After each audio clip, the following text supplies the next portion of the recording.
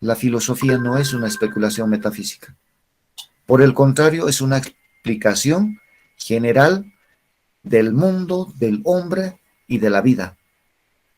Esto tomando en cuenta que la filosofía no agarra las partes, vale decir, no tiene una especialización así como en el sector de medicina, por ejemplo. El médico general es el que estudia de todo un poco. Luego ya va haciendo especialidades de tal modo que tiene especialidad uno para el corazón, que se llama cardiología, otro para la vista, oftalmología, y para cada parte del cuerpo aparentemente hay diferente especialidad. Mientras que la filosofía no tiene ninguna especialidad. La filosofía abarca el todo, es holístico, es general.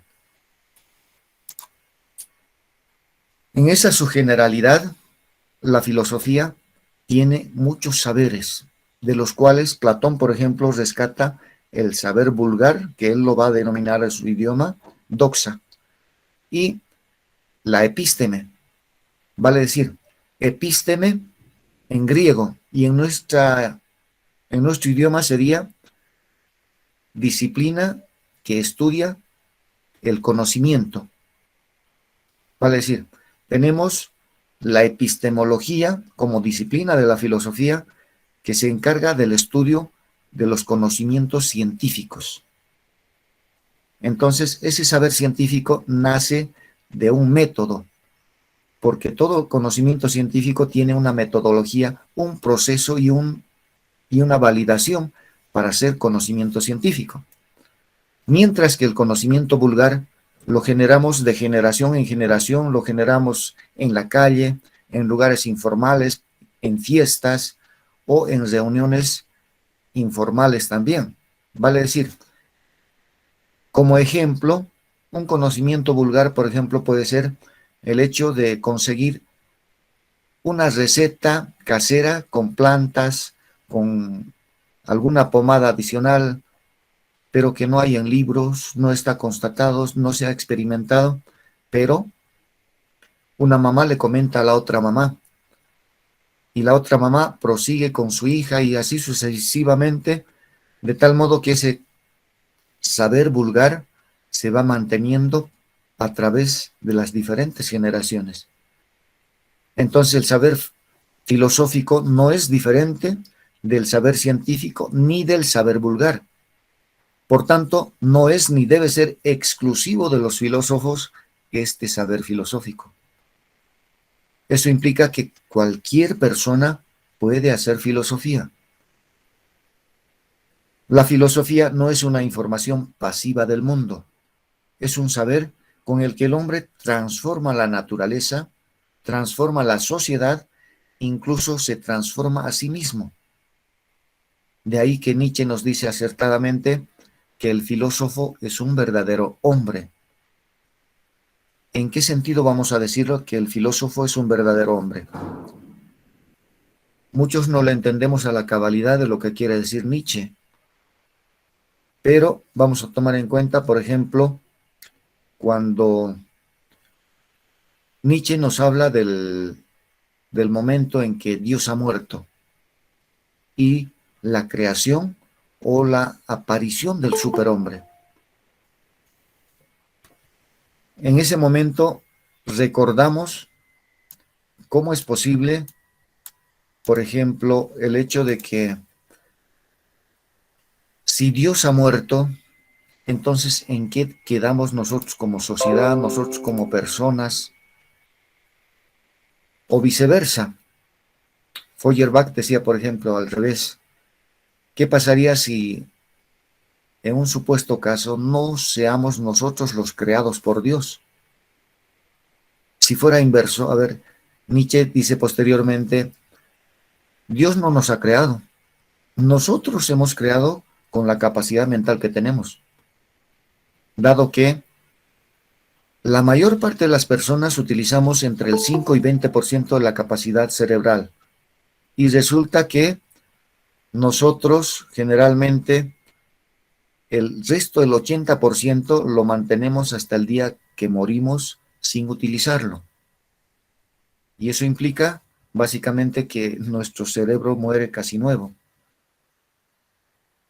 Entonces, Nietzsche dice de la siguiente manera: si cada uno aportamos ese 5 o 20%, creyendo en un Dios que no existe, al final le damos vida a ese Dios. Por lo tanto, no ha sido Dios quien ha creado al hombre, el hombre ha creado a Dios. Y en este momento, por ejemplo, yo puedo rescatar algunas películas en las que ustedes quizás hayan entendido mejor. Aquellos que hayan visto Dragon Ball Z en dibujos animados, varias series, que a un principio él era un niño con colita en el dibujo animado, claro, pero en la filosofía no se da eso. Pero que hay un determinado momento en que llega a rebasar, se transforma en un Super Saiyajin, una evolución. Lo que la filosofía dice que se transforma, y esa evolución es intelectual, no tanto corporal como lo hacen en ese dibujo animado. Claro que es basado en un libro de filosofía, es filosofía china la que han utilizado para hacer esa serie, pero adicionalmente llega un momento en que el actor principal muere, Goku, y una vez que muere, llega a evolucionar otra vez hasta llegar al nivel Dios. Implícitamente es lo que quiere decirnos Nietzsche cuando nos dice que hay un superhombre. Gran parte de las personas, según Nietzsche, solamente nos dedicamos a obedecer. Gran parte de las personas no podemos vivir sin un líder. Necesitamos seguir a alguien, pero hay los superhombres, o ha de haber, y ese superhombre ha de ser seguido por el resto de las personas, sin necesidad de él pedírselos. Entonces en ese momento surgirá ese hombre que sea capaz de utilizar el 100% de su capacidad cerebral. Entonces, simplemente para que tomen en cuenta, hay alguna película, por ejemplo, que titula Lucy. En esa película hay una mujer que le ponen una especie de droga pH en el vientre para llevar de un país a otro, revienta ese envase, pero da la casualidad que la mujer no muere y le ayuda a utilizar las neuronas de todo el cuerpo. Y hay un momento en que llega al 100% de la capacidad cerebral y se desintegra. Se convierte otra vez en parte de la naturaleza. Bueno, les hago este comentario un poquito para que tengamos una idea de más o menos de qué estaba hablando Nietzsche. Muy bien, entonces nos preguntamos, ¿qué es la filosofía? Inmediatamente nos respondemos y decimos que la filosofía es una actividad exclusiva de la persona humana. ¿Y por qué decimos que es exclusiva? Y decimos que es exclusiva de la persona humana porque hay en este planeta seres vivos que se denominan plantas, animales, tanto plantas superiores como inferiores, pero ninguna ha sido capaz de hacer filosofía. Y es por eso que decimos que la filosofía es una actividad exclusiva de la persona humana. Y decimos persona humana sin afán de decir el hombre o la mujer, para involucrar a ambos. Entonces, ¿en qué momento nosotros somos capaces de hacer filosofía entonces? El hombre o la mujer, cuando comienza a observar la realidad, sin pretender incluso, llega a filosofar. Y no llegando a este momento de la explicación de llegar al 100% o a recurrir a películas que aparentemente son ficción, porque muchos creen que los filósofos son locos, o como dice Ricardo Arjona, por ejemplo, en una de sus canciones, el filósofo vuela en su cometa de humo y nadie lo entiende. Entonces nos preguntamos y decimos a ver si la actividad filosófica es propia de cierto tipo de personas raras. Bueno, se ha establecido, y con mucha razón, todo hombre capaz de cuestionarse hace filosofía. Por lo tanto, todos estamos invitados a hacer filosofía. Surgimiento de la filosofía o de la actividad filosófica. El filosofar exige ciertos requisitos. Y uno de los requisitos importantes, por ejemplo, es la tranquilidad. ¿Cómo creen que una persona que no tenga las necesidades básicas satisfechas, ya sea de alimentación, de vestimenta o cubrirse del frío, pueda pensar siquiera en filosofar?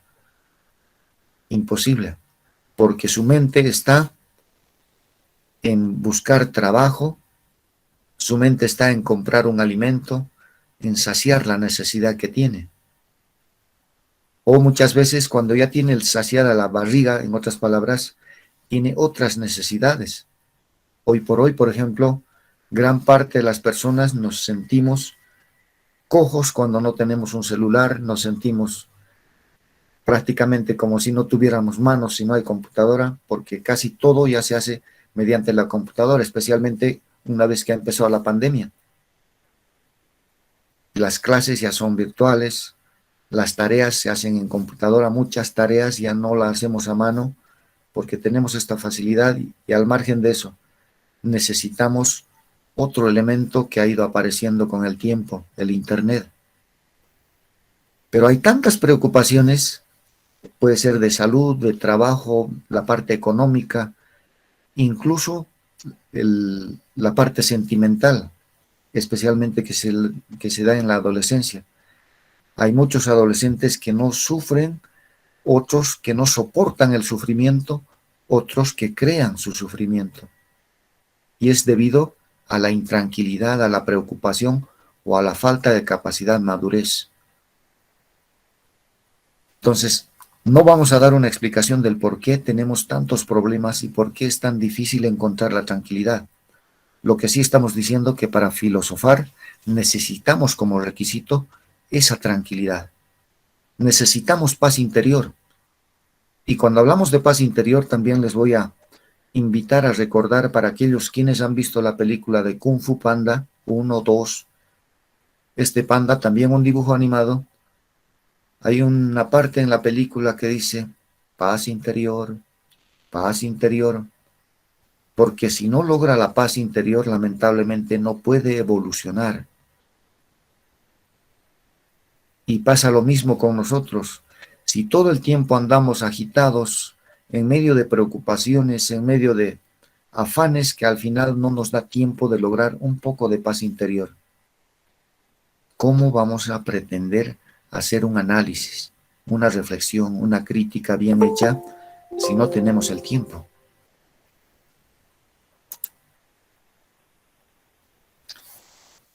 También necesitamos madurez. Eso lo vamos a ir ganando en la medida que nuestra posibilidad de ganar experiencias y vivencias así lo ganemos. Vale decir, ganamos experiencia al hacer algo bueno y ganamos experiencia al hacer algo malo.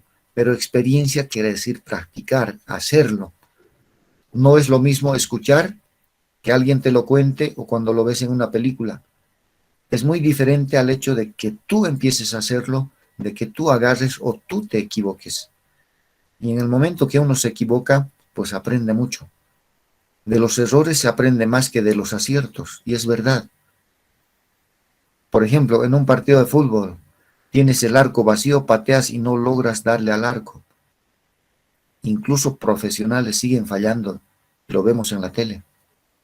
Y no es que no estén practicando, pero ese tipo de experiencias te enseñan.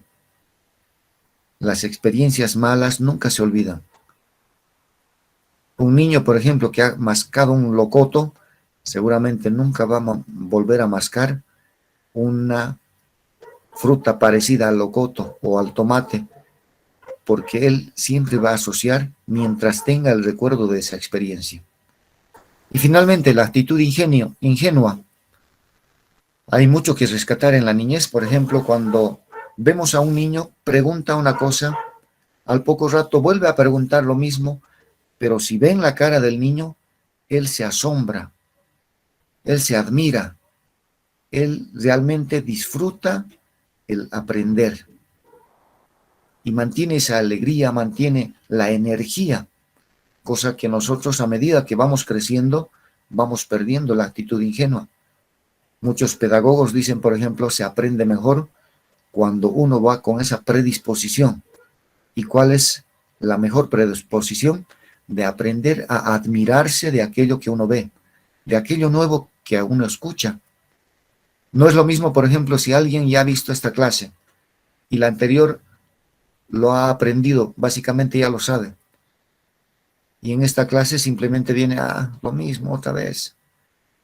Y esa actitud es la que le bloquea al cerebro. Esas palabras son las que dicen al cerebro, no atiendas. Y básicamente está bloqueado. Por lo tanto, el cerebro no va a aprender porque estamos dándole esa predisposición de decirle, ya lo sé. Y en algún tiempo los antiguos han logrado estos 4 requisitos. Y a ellos se los denominaba sofistas, los sabios. Y esos sabios eran encargados de la educación de aquel tiempo. Y solamente podían acceder a aquellos que podían pagar por la educación de sus hijos. Por lo tanto, gran parte de la población, el pueblo, no podía hacerlo. Desde aquellos tiempos tenemos, por ejemplo, a Protágoras, quien nos dice, el hombre es la medida de todas las cosas. Y nos damos cuenta, por ejemplo, hoy día, que gran parte de los científicos se están dedicando a mejorar el mundo. Han llegado incluso a producir en el desierto. Hay árboles, hay plantas frutales, incluso anuales como el maíz, papa u otros productos que ellos tienen. Pero también hemos llegado incluso a la luna. No será nosotros como chuquisaqueños o como bolivianos, pero sí el hombre como tal, o la persona humana. Pero da la casualidad también de que esta persona humana o este hombre, como lo decía Protágoras, ha talado tantos bosques que bosques íntegros los ha desertificado, vale decir, los ha convertido en desierto. Por lo tanto, mantenemos este dicho que dice Protágoras, el hombre es la medida de todas las cosas. El sentido etimológico. Cuando hablamos de etimología estamos hablando de la raíz de esa palabra, de dónde viene, de dónde procede. Y la palabra filosofía proviene de 2 vocablos griegos. El primero es filo, que significa amor o amigo. El segundo, sofía o sabiduría. Uniendo ambas nace la filosofía como el amor a la sabiduría. Pero recalco, esto es en el sentido etimológico. Si alguien nos pregunta cuál es la definición de filosofía, esta no es la definición. Esta sería la definición etimológica simplemente. ¿Sí? Eso para que me entiendan, para que tengan bien claro. ¿Y quién ha sido la primera persona en utilizar esta palabra? Ha sido Pitágoras. No vayamos a confundir Protágoras con Pitágoras, por favor. Ya en el año 496 y 580 a.C., por primera vez él dice, cuando le preguntan a qué se dedica don Pitágoras, él decía, yo soy un filósofo, no soy un sabio, no soy un sofista. Pero como en algún grupo me decía entonces, ¿esta es la definición exacta de filosofía? Lamentablemente no. Esta simplemente es la definición etimológica, porque definiciones vamos a encontrar y miles, de acuerdo al pensamiento de cada filósofo. Y vamos a ver cómo ha ido evolucionando este pensamiento, esta definición de filosofía también. Porque con Sócrates aparece el saber. Con él ya no existe la preocupación de saber qué es la naturaleza, sino ya empieza la necesidad de saber qué es la verdad. Antes de Sócrates, todos estos filósofos estaban dedicados a tratar de dar una explicación sobre el origen de las cosas, o el arjé, como se denomina. ¿Qué será el arjé? Pues aparentemente el arjé se traduce como aquello que da origen a las demás cosas. Para que me entiendan mejor, en nuestro pensamiento pensamos, quienes creemos en Dios, por ejemplo, que Dios ha dado origen a todo lo que tenemos, lo que hemos visto y lo que somos. Porque así nos ha contado y así dice la Biblia, que en 7 días ha fabricado, ha construido, por arte del milagro ha hecho todo. Y en otros 7 días ha dado vida al hombre y todo eso. Y aquella teoría no lo tenían estos filósofos de aquel tiempo, porque si nos ubicamos en tiempo real, estos filósofos han vivido antes de Cristo. Entonces ellos han creado sus propias teorías. Tales de Mileto decía, por ejemplo, el agua es el que ha dado origen a todo. Del agua ha empezado porque tiene el agua tres estados importantes: líquido, gaseoso y sólido. Entonces, como tiene tres estados, se puede cambiar. Cuando es gaseoso, por ejemplo, se convierte en nubes, se convierte en viento, se convierte en aire. Y cuando está en estado sólido, se convierte en piedra, en tierra. Entonces, esa era la teoría de Tales de Mileto. Por lo tanto, en ese proceso de transformarse de un ciclo a otro, ha dado origen a la vida. Entonces, según Tales de Mileto, el agua sería el arjé. Según Anaximandro dice, no, ¿cómo pues el agua? No, no es el agua. Es el apeirón. Y cuando le preguntan qué es el apeirón, ha sido una idea inventada por el mismo Anaximandro. Básicamente ahí empieza la primera idea de decir que no necesariamente tiene que ser un objeto real. Y según Anaximandro, el apeirón es el que da inicio a todo. Anaxímenes nos dice, no, no es el agua ni el apeirón, es el aire. El aire es el que da origen porque el aire viene, por ejemplo, el aire ya trae un poco de tierra. Por lo tanto, el aire se está transformando ya en tierra, decía Anaxímenes. Y mediante una rarificación se convierte en nube. Mediante otro tipo de rarificaciones se puede convertir hasta en fuego. Por lo tanto, el aire ha originado la vida y todo lo demás. Por lo tanto, el arjé es el aire. Mientras que surge otro filósofo, Heráclito, que le decían Heráclito el Oscuro, nos dice, no, no es ni el agua, el apeirón, ni el aire. Es el fuego el que da origen a todo. Por lo tanto, el arjé es el fuego. Y surge Demócrito y nos dice, no, no es ninguno de estos anteriores. El arjé es el átomo. Entonces, el átomo, ¿por qué? Le dicen porque es la unidad más pequeña, lo indivisible, porque además en griego átomo significa indivisible. Y como es lo más pequeño, de lo más pequeño ha ido creciendo por yuxtaposición. Sabemos que en química avanzamos eso. Por yuxtaposición crece la materia inerte. Entonces, todas estas soluciones son soluciones materialistas o denominadas también soluciones naturalistas. Pero la filosofía, por su sentido extensivo, dentro de la historia tiene diferentes etapas, en la cual podemos rescatar la Edad Antigua, la Edad Media, el Renacimiento, la modernidad. Dentro de la Edad Antigua ¿La tía va a ir igual? ¿Vas a ir tenemos con la mamá? las explicaciones No hubieras mitológicas, estado allá. vale decir, las explicaciones mitológicas porque debemos saber qué es el mito en primer lugar. El mito es un relato en la que sus personajes son ya sea dioses, semidioses, monstruos o héroes. Tal el caso, por ejemplo, de que Marvel ha rescatado a sus héroes que tiene ahora como Spider-Man, Superman, Iron Man, y ahí lo tiene a uno de la mitología griega, y está con su martillo. Lo conocemos como Thor. Y en aquella época, la palabra filosofía, que significaba en la antigüedad el saber total, era lo más sagrado, vale decir, se podía incluso arrodillar frente a un sabio y lo obedecían. Y en aquel tiempo ellos eran lo máximo en términos de conocimiento. Y cuando pasamos a la Edad Media, la filosofía era ya la esclava de la teología, era al revés. Estaba aquí arriba, luego se fue abajo. Y ahí en la Edad Media es que surge la patrística. ¿Y de dónde sale este término? Pues del griego también, pater. Y pater significa padre. De ahí patrística, padres de la iglesia. Y el representante es San Agustín de Hipona. Ahí mismo en la Edad Media surge la escolástica. Su exponente, Santo Tomás de Aquino. ¿Y por qué decimos escolástica? Porque empiezan a surgir las escuelas para sacerdotes denominadas conventos, seminarios. Luego de esta etapa oscura que se le llama la Edad Media, aparece el Renacimiento. Y renacimiento significa una verdadera revolución.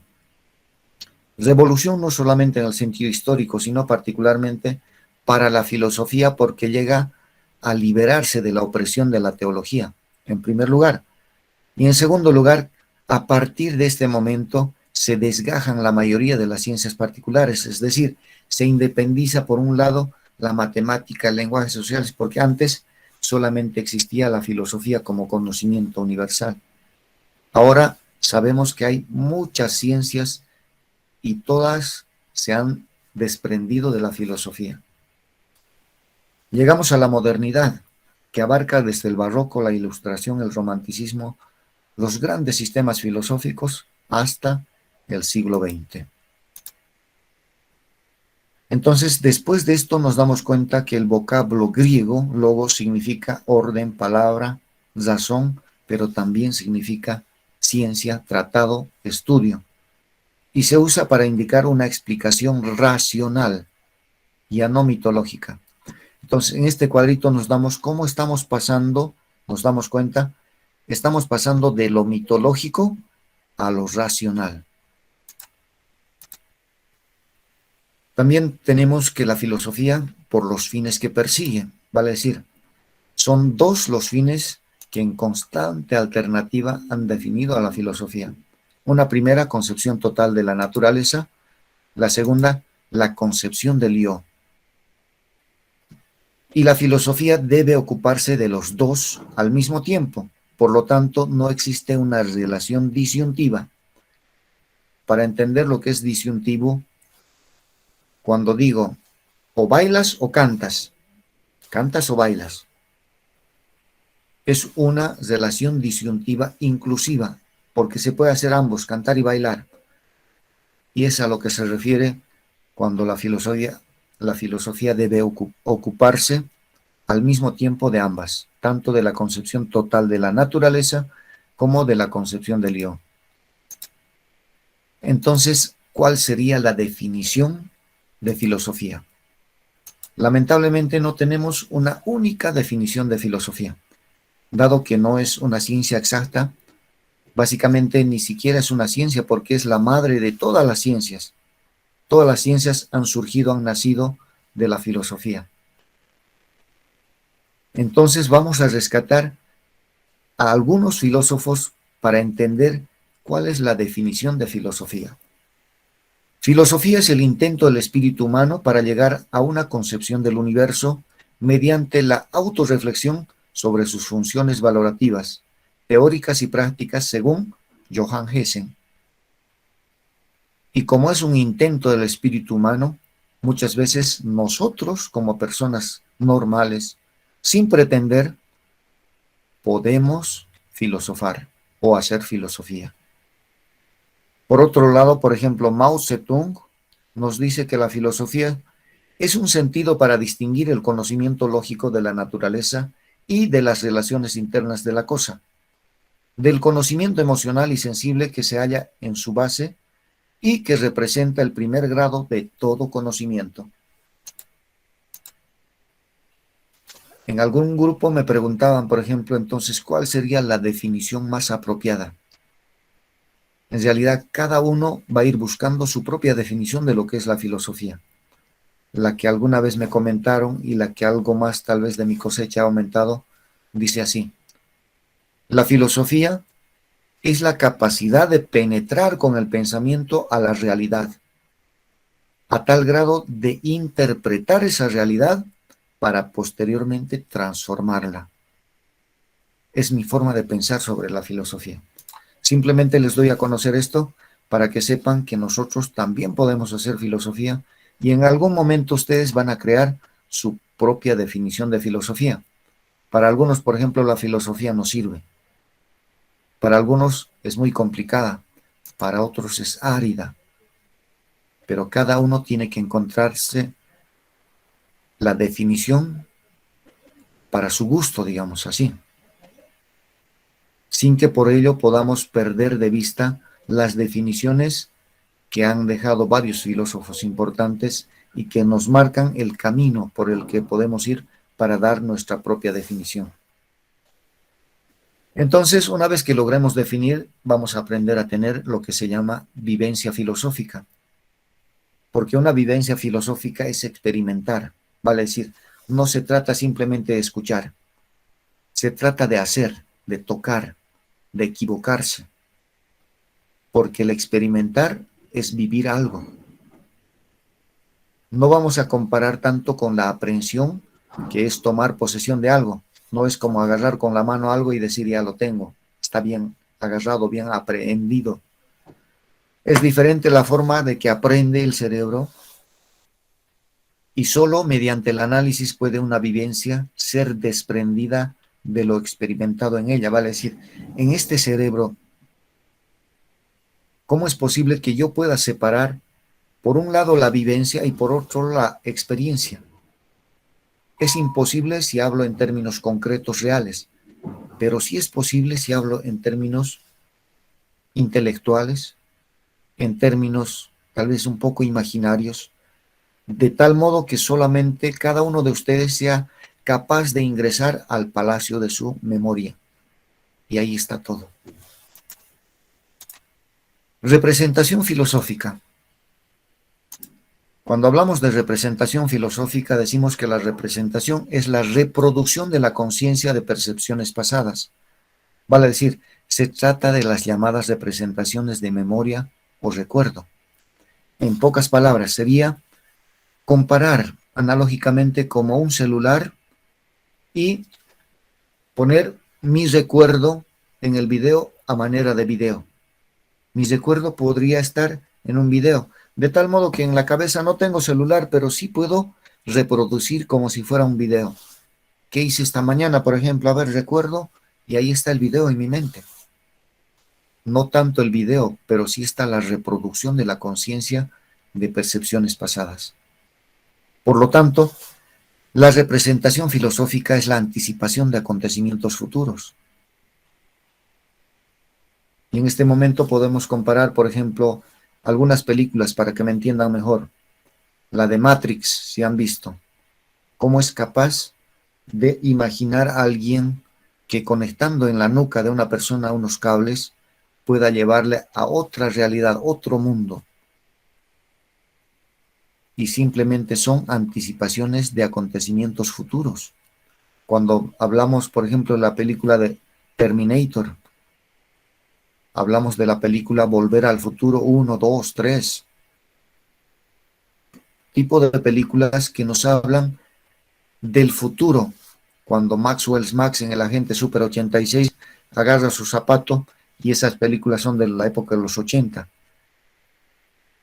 Y agarraba un zapato y llamaba por ahí cuando todavía no existían los celulares. Y esta facultad que tiene la filosofía de anticipación de acontecimientos futuros, porque la mayor parte de los libros han existido antes que estas películas, por lo tanto, estas películas se han hecho en base a libros de la posmodernidad. Y son a base de la libre combinación de percepciones pasadas. Cuando estamos hablando de percepciones, básicamente hablamos de los 5 sentidos que son capaces de percibir. Ellos mandan la información al cerebro para después convertirse en percepciones pasadas. Entonces, ¿cuál sería la importancia de la filosofía? Debemos dar gracias a la razón, porque gracias a la razón podemos nosotros filosofar. El hombre se ha caracterizado por ser reflexivo, crítico, analítico, y esto le ha permitido al hombre estudiar no solo su realidad externa, sino también su realidad interna, o sea, el yo interior. Sin embargo, hay muchas realidades que no llegamos a comprender sobre este mundo, por ser tan extensa e infinita. Además, no vive para siempre el hombre. Prejuicios de la filosofía.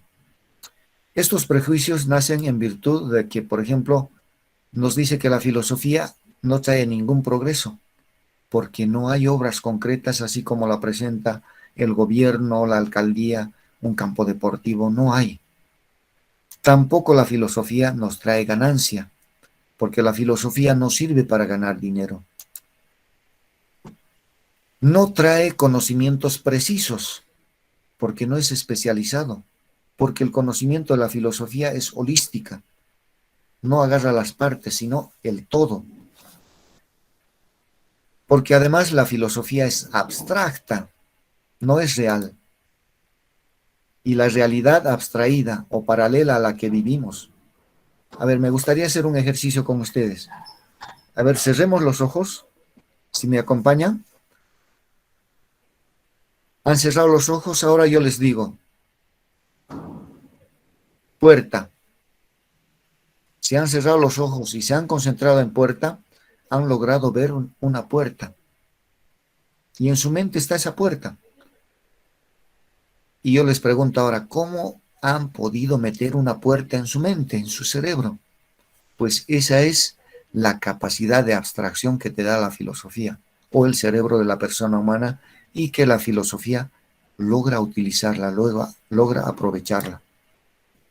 Nos dicen que la filosofía es inútil porque no le ven el carácter útil o práctico manual. Nos dicen que está escasa de resultados porque los resultados concretos no son visibles. En este momento, si yo quisiera verificar qué tanto han aprendido de mi clase, no voy a poder porque no puedo entrar al cerebro. Y por mucho que pudiera abrir los cerebros, no voy a verificar ahí esto aprendido, esto no aprendido, porque no está ahí los aprendizajes. Son invisibles. Muchísimas gracias.